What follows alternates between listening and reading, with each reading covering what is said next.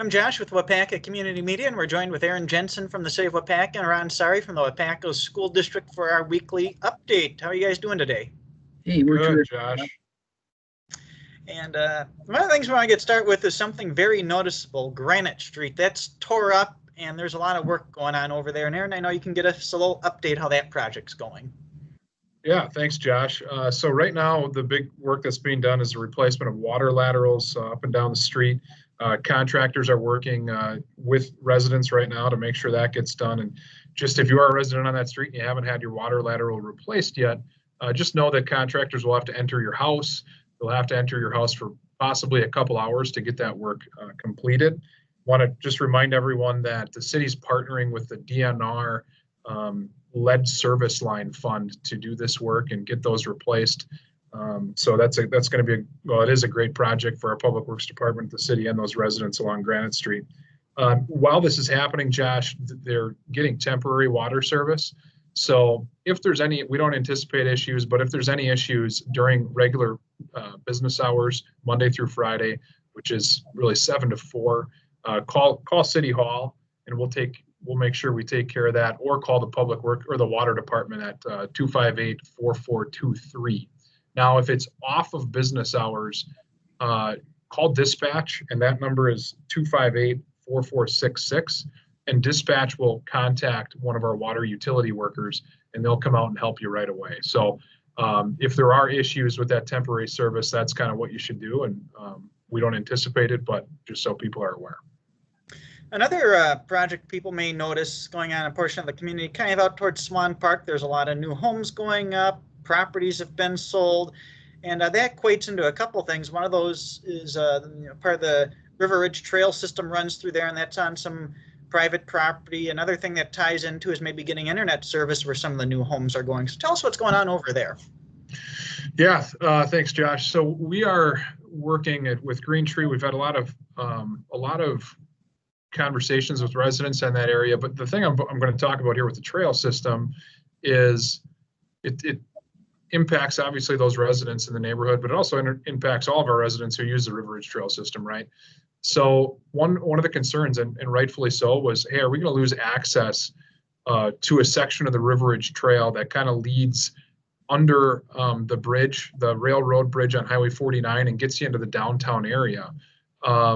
And the answer is no. We're working with Green Tree Construction on that to maintain that access into that neighborhood, and we're in the process of getting an easement, a permanent easement done on the properties that are impacted, and that will be public space that'll continue to be able to be used for people. So that was important to us as a city, and it was important to the contractors as well.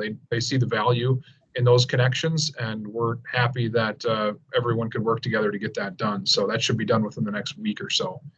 And then as far as the internet connection that you talked about, now we're kind of shifting a little bit out of that direct subdivision, but up to the Thomas Trail area. And as we're talking about new construction in areas, we only have so many neighborhoods, Josh, that really have lots available left within the city to where new construction can happen. And one of our areas is the Thomas Trail or Cherokee Court, which is a little road off of Thomas Trail in that neighborhood. It's just north of Swan Park. One of the challenges is we just haven't been able to get great internet. There's nothing buried there right now for high-speed internet.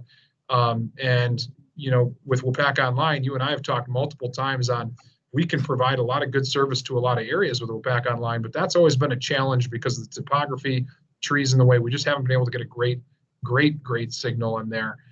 So right now we know that internet utility, especially through a pandemic, is about as important as water and sewer to people. And we know that developing that subdivision and just for the people that currently live there, which is about 10 homes, it's important to have that option up there for virtual school, for at-home work options. So we have reached out to both Spectrum and Amherst Telephone Company. They're both in that area.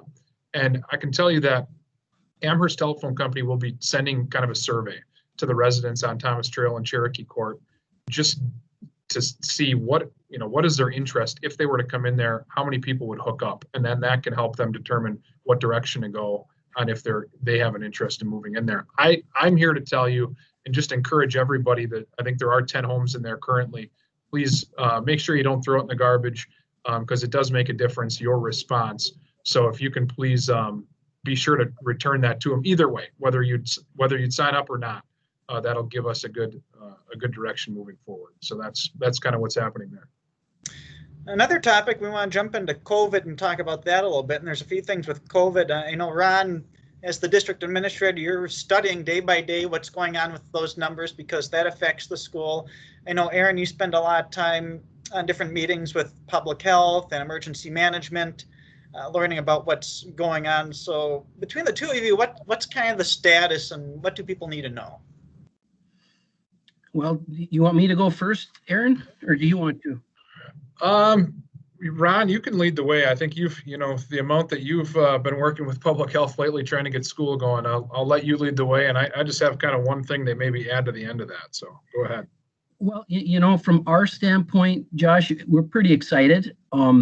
Couple of reasons. The first is that the county has rolled out a decision framework for us. It's a metric system that has actual numbers in it. So we'll be able to share this out with our families. I shared it yesterday with my admin team. I'm going to share it with the board, and then we'll share it with our families so that everybody's aware of it and what it means. So that's something good because we haven't had that before. The state has not put any guidance like this out, DHS or the DPI or any organization. This was based on the research Jed did, our county health official, from the Harvard study, from the CDC, from a Minnesota plan, a variety of different plans that are out there. And we put one together, and our nurses liked it, our doctor liked it, our superintendents in the county like it. So we're pretty excited about that. And the other thing we're excited about, Josh, is the number, the actual COVID numbers in our community here. Our county numbers are going down. And we're pretty positive about that. It makes us feel blessed to live in a community like this. We're taking things seriously, and the numbers are going down. And when I'm looking at the dashboard that the county has right now. And what was it? 6 weeks ago, we had 100 positive new cases in our county, and then 4 weeks ago it was 84.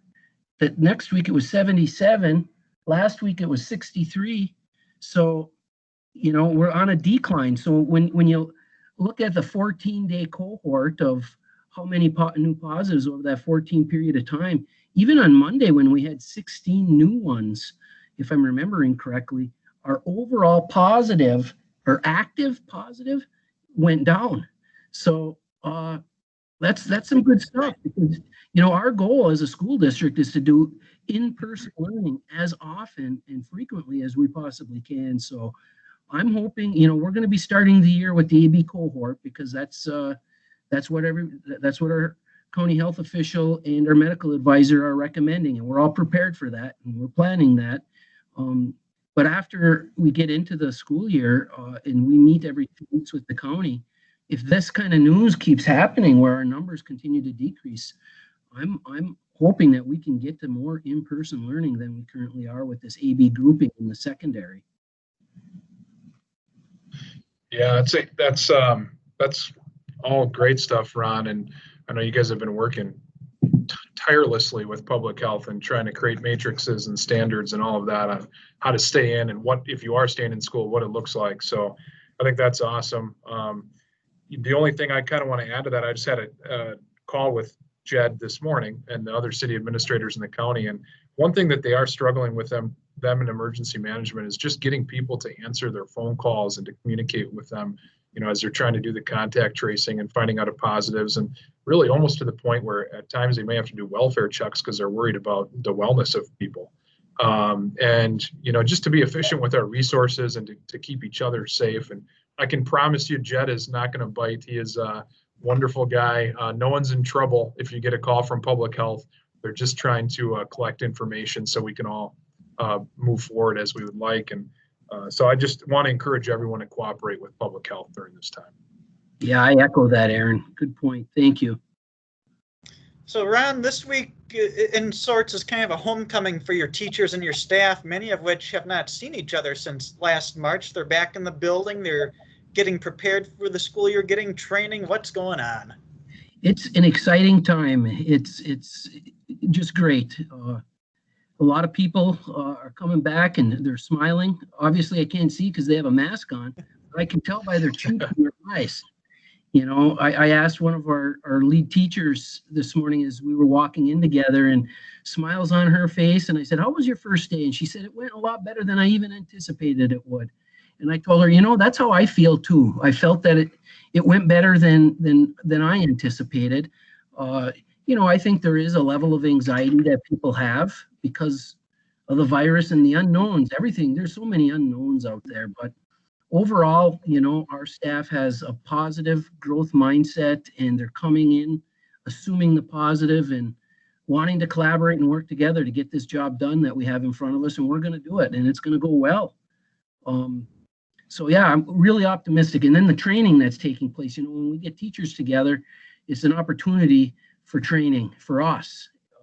And a lot of training, obviously, with our nurses, training our staff in appropriate health and cleaning and sanitation and protocols on how to properly wear a mask and all of that, proper hand washing, physical distancing. And our teachers are getting what our nurses are calling a swag bag that's filled with goodies, such as additional masks and things of that nature that they'll need to wear. And that includes face masks. Some of our staff will be needing to wear that. So yeah, it's a lot of fun. And then of course the school or the training on Schoology, or I mentioned before, our learning management system that everything is going to be housed in regarding the lessons and the curriculum and the resources that students will be accessing for remote and in-person learning. So a lot of training going on the rest of this week.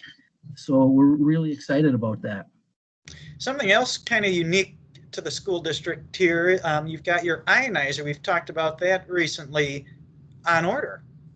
It was approved and it is on order, and we're waiting for that to come in. That's very exciting for us. And we're looking forward to getting that in place because it's just another layer of prevention and help to keep everybody safe. And that ionizer, you know, will be taking all of the bugs, the bad bugs, the pathogens, the bacteria, the virus, and allergens out of the air. And, you know, when you think about it, we were trying to add up all of the safety measures that we've put into place for the start of the school year for our staff and students. And there's over 17 of them, Josh. You know, the ionizer is one. We have all these additional cleaning and sanitizing protocols. We have purchased foggers. So on top of the ionization that's going to happen, we're fogging with this hydra. It's one of those hydrogen words. I forget it offhand right now, but that is sanitizing the air and all of the surfaces, you know, in all of the rooms. So a lot of people think when we open these doors to our staff and students that it's like business school education is normal. It is going to look a lot different. So you got those things going on. And of course you have the masks, the hand sanitizer, additional stations all over the place, the hand washing protocols, and the physical separation that we're preaching. You're gonna find physical barriers in place. We have cardboard dividers. We have plexiglass. We have those, what are they, carousels, like you have at an airport to guide traffic. We have those in certain buildings. Something else I noticed by the Learning Center, it appears you have separate entrances for each grade. Separate entrances, yeah.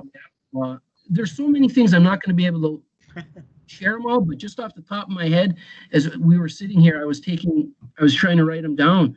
Alternative lunch spaces. So here in the high school where the district office is located, the students will be separated into the gym, the commons, and the library to separate them out so we have that physical space that our advisors, our health advisors are telling us that we need to have.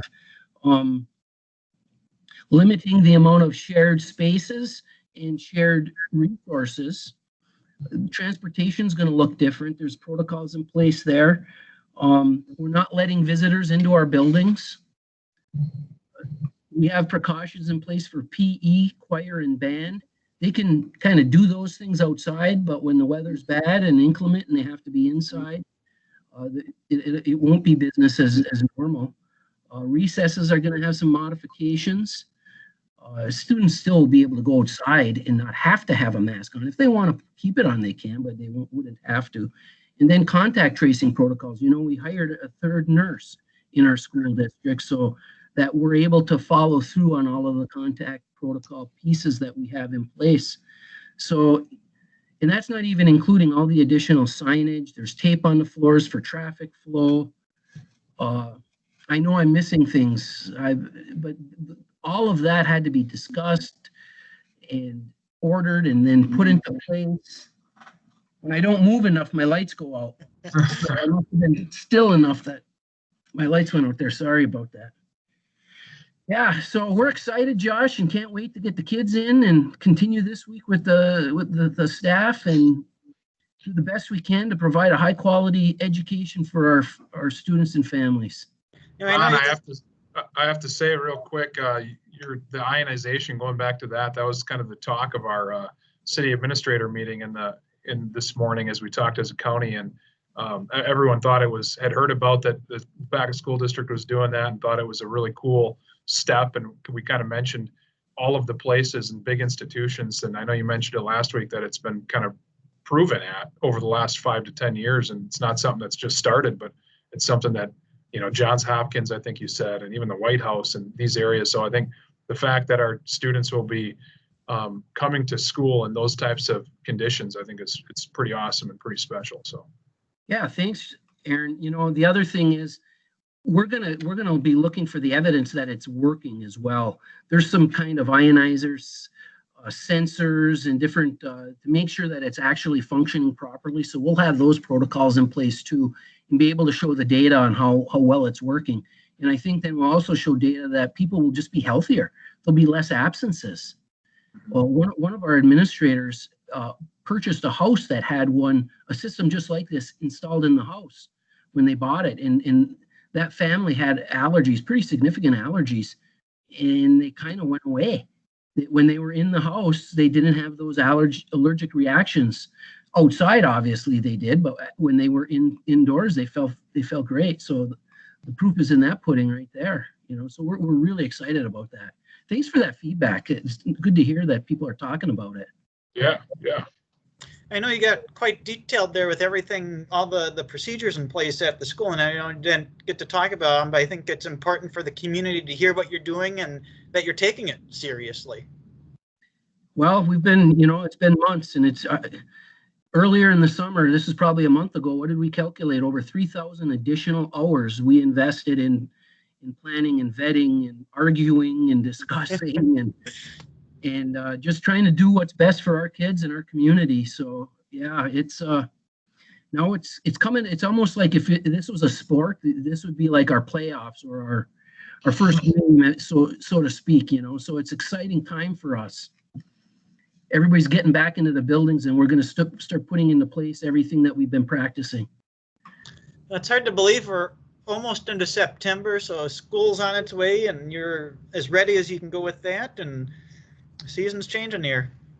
So the leaves will be changing color soon. There's already some on the ground. Really? Well, Ron, Aaron, thanks for getting us up to date with everything going on, and you know, Ron, appreciate the good news, you know, that you're tracking the numbers and they're headed in a good direction right now. So that's very positive to hear for our community. So. Yeah, we're blessed and thankful for our community. It's our community's work right there, Josh. It's nothing that we did as individuals, you know. We'll talk again next week. Thank you. Take care. Josh.